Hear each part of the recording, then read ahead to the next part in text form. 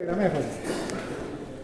El que está en la izquierda, GMB, es la densidad bulk, la que dijimos aquí, que se tenía que medir en el aire el peso y en el agua el volumen, para que tengamos, si ven el diagrama ahí, una densidad que incluye los vacíos, que incluye aire, asfalto y mezcla.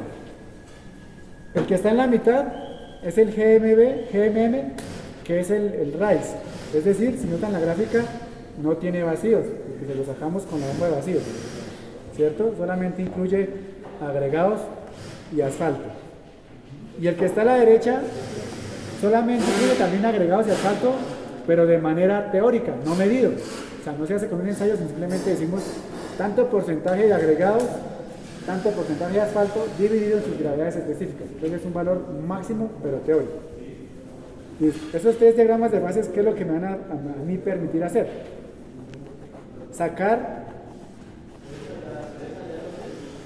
la composición volumétrica de la mezcla. Todas las fórmulas que aparecen ahí se desprenden de arriba. Si quieren tener más claridad de cómo salen, en el documento que les envié, que está en PDF, que se llama materiales, algo así, apuntes de materiales, en el capítulo que habla de esto, ahí les explico paso a paso cómo sale cada fórmula de estas. Entonces la idea es que debemos calcular con los valores. Digamos que estos valores ya están ahí previamente determinados. Entonces, con todos estos valores, determinar cada uno de estos porcentajes. Porcentaje de asfalto, porcentaje de vacíos, porcentaje de asfalto efectivo, porcentaje de agregados minerales, el peso del asfalto efectivo, el porcentaje de vacíos, porcentaje llenos de asfalto. Vamos a aplicar esas formulaciones y calcular todos esos valores. Todos esos valores lo que me van a permitir es conocer cómo está compuesta volumétricamente la mezcla. Esos valores los debo comparar, algunos de ellos, contra la especificación, ya seguramente más adelante va a aparecer. Vean que en el paso 9 aparece determinación del porcentaje óptimo de asfalto. Cuando hicimos la falla de estas briquetas con la máquina marcha, obtuvimos un valor de estabilidad. Pero si vemos ahí la tabla, me dice que, por ejemplo, si el espesor de la briqueta es 2 pulgadas y 1.8, debo multiplicarlo por 1.32. Si es 2 pulgadas, 3/16, debo multiplicarlo por 1.25 y así. Entonces, el valor que yo tenga de esta briqueta debo multiplicarlo por un factor de corrección para sacar el valor de estabilidad corregida. Es el paso 9. Y de los cálculos de la composición volumétrica, ¿cuáles son los importantes? Entonces, atención a esto aquí. Lo primero que debo conocer es para qué tránsito estoy diseñando. Pensemos que estoy diseñando para un tránsito NT1. Entonces, si era un tránsito NT1, cuando yo compacté las briquetas, le di 50 golpes por cada. Y la estabilidad mínima que debió haber medido cuando la fallé en la máquina de arriba, tiene que ser de 5.000 newton. Y el flujo, la deformación, tendría que haber estado entre 2 y 4. Es decir, yo voy corroborando que los resultados de los ensayos me estén dando contra el valor de esta tabla, ¿cierto? Con la tabla 450, debo ir verificando. Si ya entra, por decir algo, fallé y la estabilidad me dio 4.000 newton, quiere decir que mi mezcla ya no va a servir. Si fallé y el flujo fue mucho, fue 5, quiere decir que mi briqueta ya no va a servir, o sea, mi mezcla ya no va a servir, está mal diseñada. Van dos parámetros, estabilidad de flujo. ¿Cuál es la siguiente que debo revisar? Los vacíos con aire. Los vacíos con aire dependen de qué capa esté yo diseñando. Si la capa es de rodadura, es decir, la que va a estar expuesta al tránsito. Si es una capa intermedia, es decir, que está por debajo de la capa que está expuesta al tránsito. O si es una capa de base, es decir, que tiene 3 capas y es la que está en la base de las otras 2.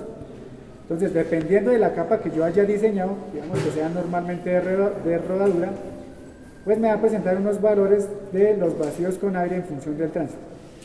Entonces, digamos que era NT1 y que es rodadura, tendría que estar entre 3 y 5 los vacíos.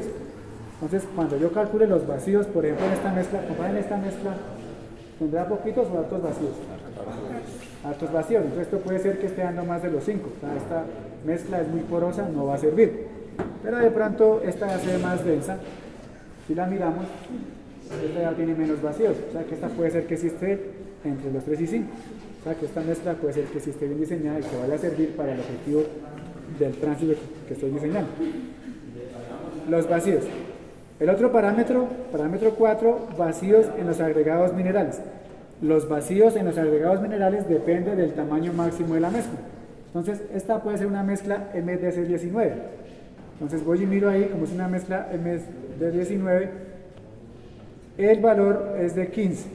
Entonces, el valor mínimo es de 15. Entonces, debo revisar que esos vacíos en los agregados sea 15. Y el otro que debo revisar es los vacíos llenos de asfalto. Los vacíos llenos de asfalto deben estar entonces entre 65 y 80.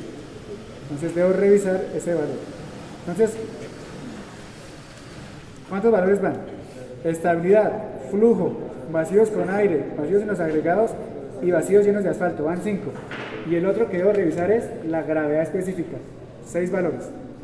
Esos 6 valores los debo tener en cuenta. ¿Qué voy a hacer con esos 6 valores? Una gráfica.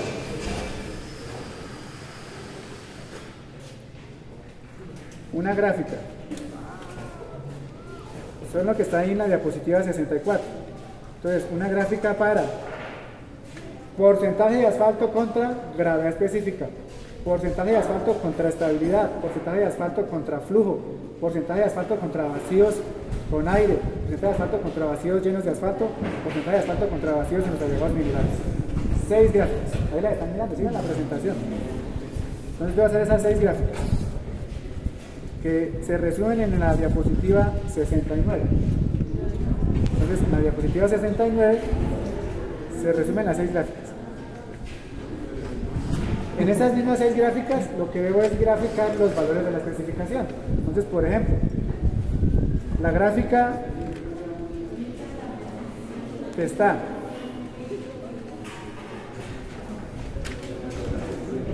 por ejemplo, la gráfica última, la gráfica 6 que está a la derecha abajo dice porcentaje de asfalto contra estabilidad, la de la derecha abajo.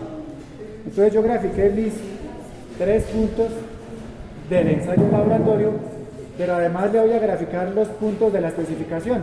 Entonces recordamos que yo estaba diseñando para un NT1 y que para NT1 tenía que ser mayor a 5000 newton. Entonces le trazo una recta por los 5000 newton para mirar cuál punto de asfalto está por encima de los 5000 newton, es decir, que cumple. Pues lo que esté por debajo, pues obviamente no va a cumplir. Hago lo propio con la gráfica que está al lado a la izquierda. Tengo mis 3 puntos para el flujo y trazo los 2 rangos de 3,5 a 5 creo que eran para el NT1. Entonces debe estar el óptimo de asfalto entre 3, 5 y 5.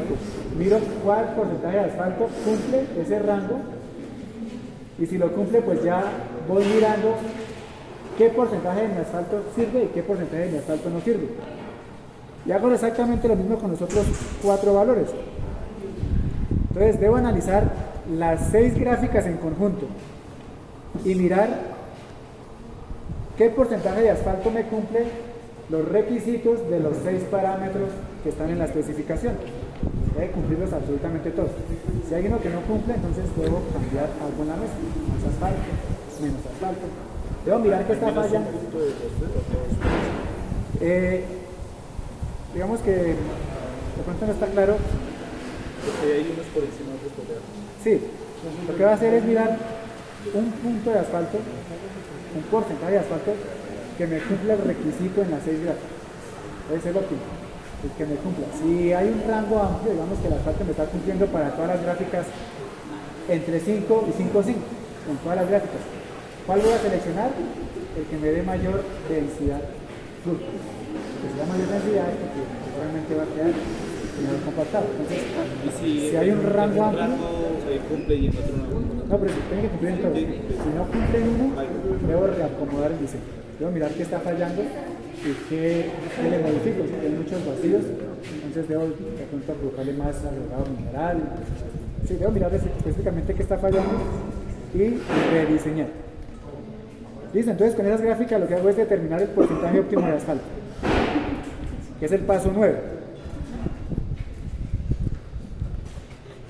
El paso 10 es de determinar lo que se llama la fórmula de trabajo. Entonces la fórmula de trabajo es como el resumen de los resultados, con los cuales pues yo voy a concluir cómo debo diseñar la mezcla. Sabemos que esto es un diseño en laboratorio, pero que esto se debe reproducir en una planta. Entonces al de la planta yo le debo decir, bueno, usted allá va a coger de la copia 1, de la copia 2 y de la copia 3, 40% de los gruesos, 30% del intermedio y 30% del film, o del más fino, en la planta, o sea, de cada tono. Los va a mezclar en el tambor, los va a calentar a una temperatura de 160 grados, los agregados, va a calentar el asfalto a una temperatura de 170, que es antes de que se incendie, por ejemplo, porque eso va en los ensayos, y va a mezclar esos materiales, pues va a mezclar esos materiales para conformar la mezcla. ¿Qué más le va a decir? La temperatura de compactación. Entonces, esos materiales van a salir de la planta a una temperatura de 160, pero para que logre densificar y compactar bien, tiene que llegar a la obra por encima, por ejemplo, de 140 o de 135. Entonces es la temperatura de compactación. El porcentaje óptimo de asfalto es 5,2%. La densidad Bull es 2,5.